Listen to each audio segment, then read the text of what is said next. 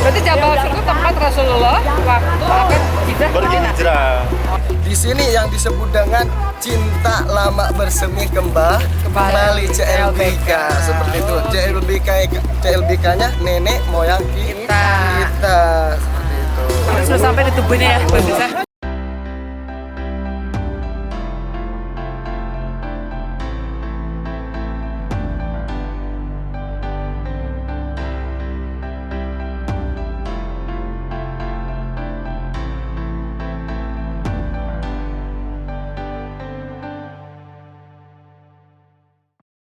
Assalamualaikum warahmatullahi wabarakatuh. Saya sekarang berada di Jabal Sur, di mana hari ketiga saya berada di Mekah. Dan hari ini Pak Ustadz akan menerangkan bagaimana proses sejarah Jabal Sur tersebut. Di mana Jabal Sur tersebut adalah pada waktu Rasulullah akan berangkat ke Madinah karena akan diserang oleh kaum Quraisy agar tidak boleh bisa. Kita lihat ya.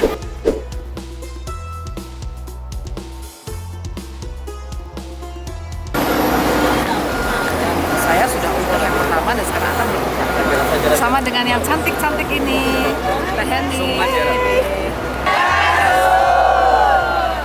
Dimana kita?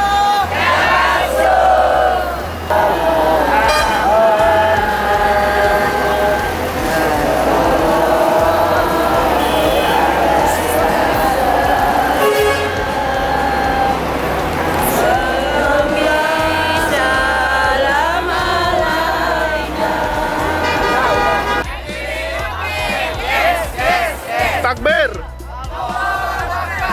Berarti Jabal Sur itu tempat Rasulullah waktu akan Berhijrah. Oke. Jadi Rasulullah SAW itu pada saat diperintahkan untuk hijrah ke Madinah, beliau karena kondisinya memang di Mekah itu banyak halangan dan juga rintangan dari orang kafir Quraisy, akhirnya pindah ke sana.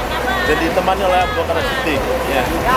Coba bayangkan itu gunung yang begitu tinggi, beliau berjalan kaki, menginap di sana sampai beberapa hari, kemudian di Gua Sur sampai pada saat itu ketika Abu Bakar As-Siddiq ya kemudian menemani Rasulullah SAW, beliau Abu Bakar As-Siddiq tersengat kala jengking kakinya, tapi keadaannya Rasulullah di pangkuannya tidur.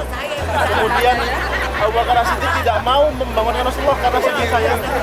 Sampai kemudian Abu Bakar As-Siddiq meneteskan air mata karena menahan rasa sakitnya, baru Rasulullah terbangun. Kenapa wahai sahabatku, engkau tidak mengatakan kepadaku engkau terkena kalajengking? Aku tidak mau mengganggu tidurmu wahai Rasulullah. Kemudian Abu Bakar bertanya kepada Rasulullah, "Mata Rasulullah?" Turunlah ayat ala inna nasrallahi qarib.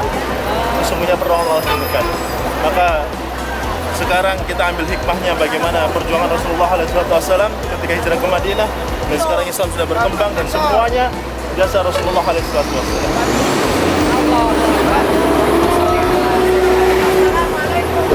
Dan insya Allah Soekarno ini mendapat yang dinamakan amal jariah karena apa? Pohon yang ditanam oleh beliau dulu bisa menaungi orang-orang.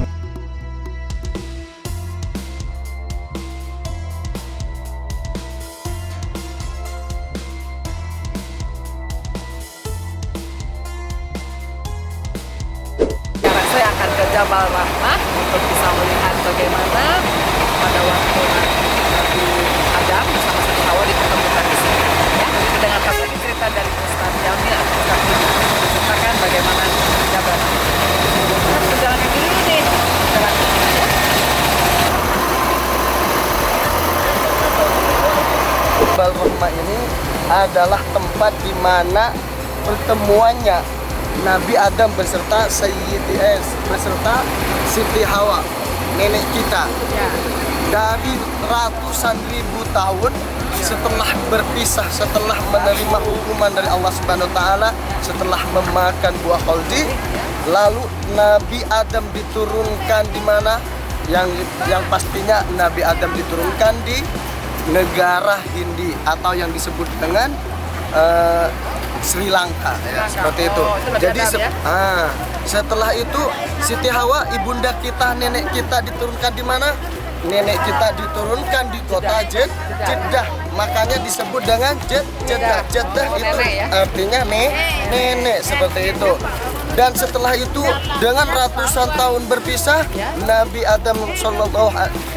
Adam alaihissalam berjuang dan berjalan menelusuri hutan dan segala macam, banyak godaan, banyak rintangan yang dilintangi oleh Nabi Adam. Lalu akhirnya Nabi Adam bertemunya dengan Siti Hawa di tempat yang insya Allah kita akan naik ke atas nanti, yang disebut dengan Jabal Rahmah. Yang pertama perlu diketahui, Jabal itu apa?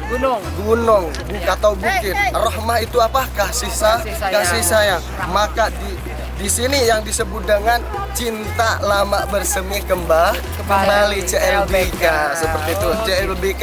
CLBK-nya nenek moyang kita seperti itu. Kita ikuti ya sampai Jabal Rahmah kita naik ya. Nah, ini pohon Soekarno ya? Iya, ini pohon Soekarno yang mana pohon tersebut ditanam pertama oleh Pak Soekarno. Waktu haji pertama kali, Insinyur Soekarno membawa pot yang isinya pohon ini. Kalau di Indonesia ini namanya pohon, kalau di Madura itu pohon pucuk merah di Indonesia. Bukan. Ini Pucuk merah bang, di kita mah satu ujungnya merah bang, ini mah hijau semua. Oh gitu. Apa kalau di Madura apa namanya? Kalau di Madura ini daun mimba. Daun mimba.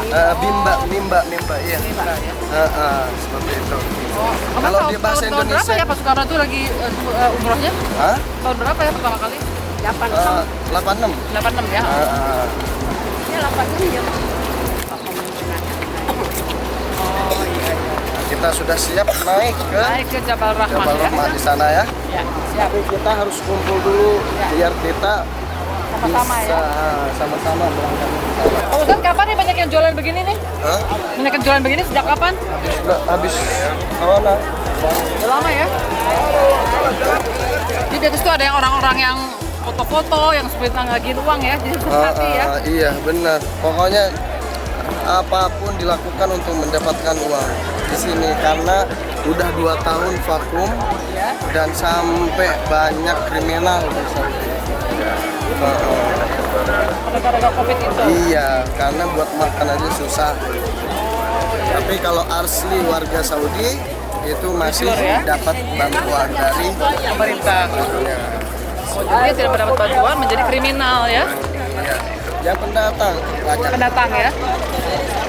Jadi kalau misalnya mau ke sini hati-hati ya. Kalau mendapatkan tawaran Sampai ke atas jangan sama ada yang foto. ya, jangan itu mau ya. Pasti minta. Takbir.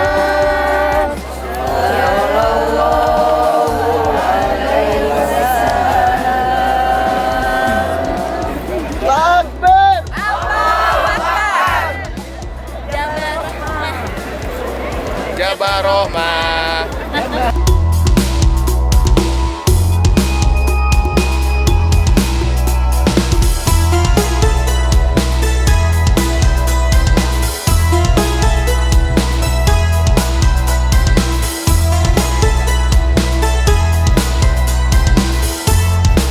Sudah sampai di tubuhnya ya, pemirsa. Saya ketenangan nih karena kita naik dari tubuh bawah itu kurang lebih ada puluhan tubuh lah ya, puluhan tangga sampai ke tubuh ini. Dan ada beberapa larangan yang tidak boleh kita lakukan di sini, seperti mencoret-coret, kemudian kita berdoa di situ ya, dengan khusyuk begitu, mencium tubuhnya atau bersujud ya. Ini tidak boleh dilakukan oleh peserta umrah atau atau mencoret seperti itu kan. Sebenarnya tidak disarankan untuk mencoret tubuhnya ya. Terus nama dia dengan pasangannya atau yang ingin menyusul ya, cukup berdoa saja pada Allah agar mendapatkan pasangan yang soleh atau soleha dari keluarga sakinah mawaddah warahmah. Tapi yang jelas doa yang paling lanjut adalah doa di Masjidil Haram paling ya, kan di tubuh ini. Ya, oke.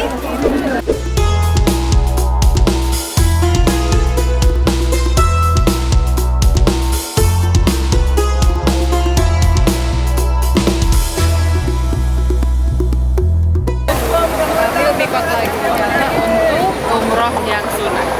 Kemarin sudah melakukan umroh yang wajib dan sekarang umroh sunnah untuk kita sendiri dan membadalkan saudara atau yang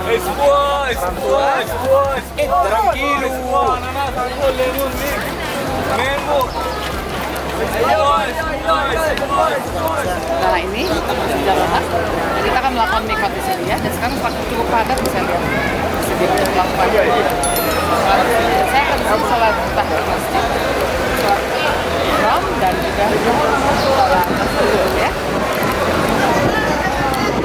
Jaronah kan ya? Jaronah kan? Untuk mikot kan? Tempat mikot. Dan ini tempat mikot di mana Nabi Muhammad SAW setelah peperangan Hunain itu bermukim selama 10 hari. Selama 10 hari setelah itu Nabi Muhammad bertugas untuk melanjutkan perjalanannya melakukan dan sampai sekarang kita mendapat donasi atau mengikuti jejak